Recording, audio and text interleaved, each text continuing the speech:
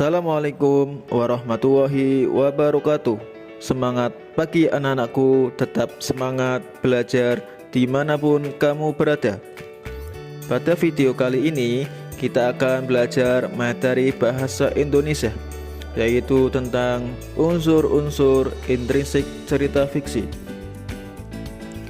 Tujuan pembelajarannya adalah siswa dapat menjelaskan unsur-unsur intrinsik dalam cerita fiksi.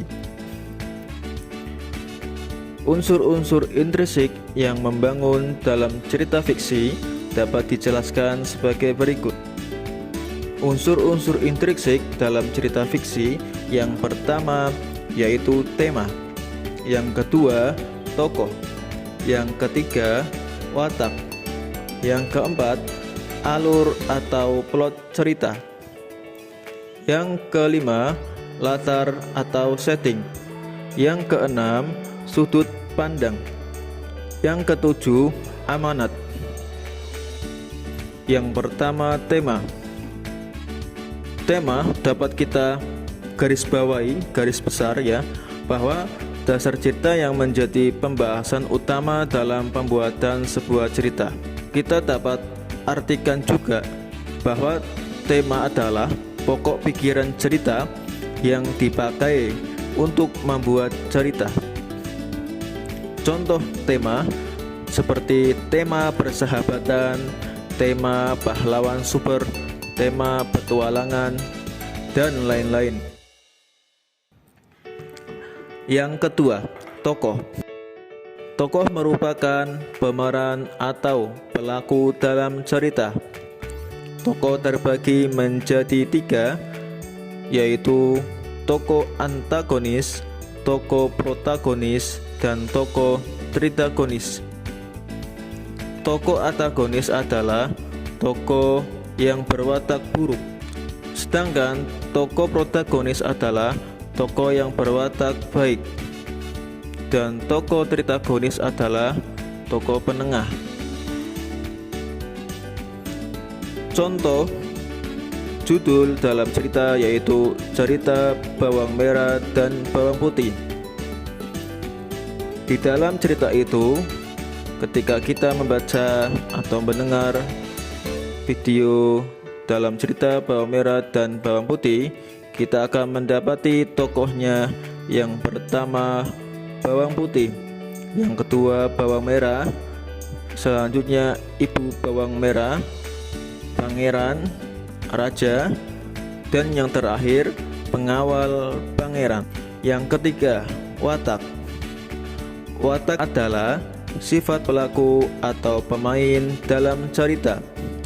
Misalnya, wataknya pemarah, pendiam, periang, penolong, dan sebagainya. Yang keempat, alur atau plot. Alur atau plot yaitu rangkaian peristiwa yang menjadi satu kesatuan cerita yang utuh. Alur terbagi menjadi tiga, yaitu alur maju, alur mundur, dan alur campuran. Alur maju maksudnya jika peristiwa yang dialami tokoh tersusun menurut urutan waktu. Hal ini bisa kita amati dari dengan adanya kalimat keesokan harinya atau beberapa bulan kemudian. Untuk alur mundur maksudnya jika peristiwa berjalan dari peristiwa paling akhir menuju peristiwa awal.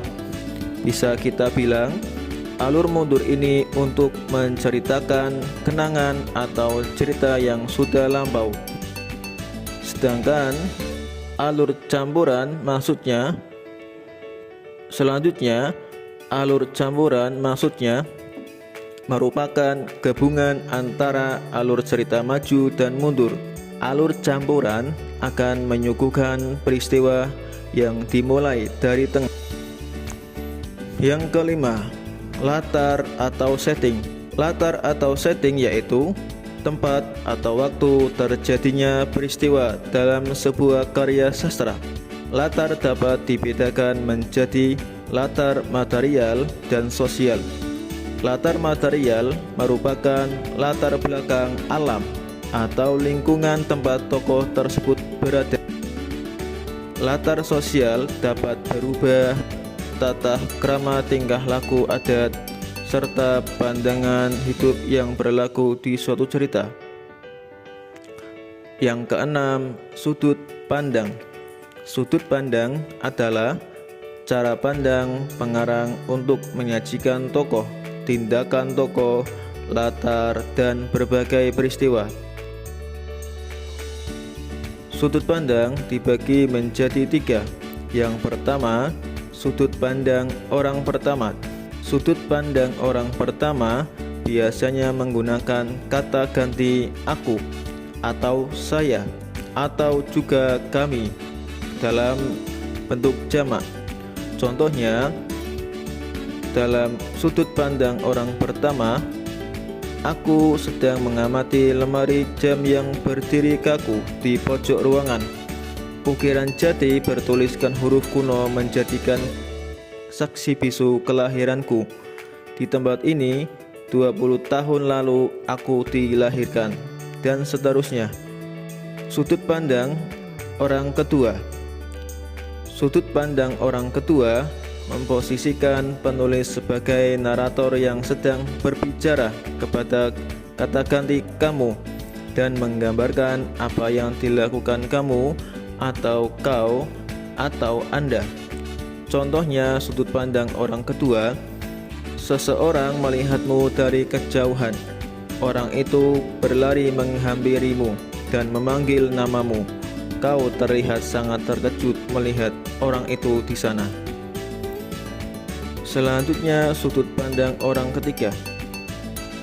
Sudut pandang orang ketiga, kata rujukan yang digunakan ialah dia, ia atau nama tokoh, dan juga mereka dalam bentuk jamak. Kata ganti digunakan untuk menceritakan tokoh utama dalam sebuah cerita. Contoh sudut pandang orang ketiga, Malika menutup ponselnya.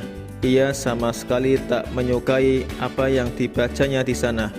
Besok, ia akan menemui Gino dan memutuskan untuk berbicara secara langsung dengannya. Ia marah dan merasa sangat tidak berguna. Malika itu adalah nama tokoh. Jadi di dalam teks ini bisa kita katakan termasuk sudut pandang orang ketiga. Selanjutnya, nomor 7, amanat. Amanat atau pesan moral adalah pesan atau nasihat yang ingin disampaikan oleh penulis kepada pembaca melalui karangannya. Contohnya, cerita Laskar Pelangi. Apakah anak-anak pernah membaca atau melihat film Laskar Pelangi? Di dalam film itu kita bisa mengambil amanat atau pesan yang ingin disampaikan, yaitu pada cerita Laskar Pelangi menceritakan tentang sekumpulan anak yang sangat gigih untuk belajar dan jauh dari fasilitas yang memadai. Mereka tetap semangat untuk belajar dan meraih cita-cita mereka. Demikian tentang penjelasan unsur intrinsik cerita fiksi. Semoga video ini bermanfaat. Apabila belum paham, silakan diulangi dari awal.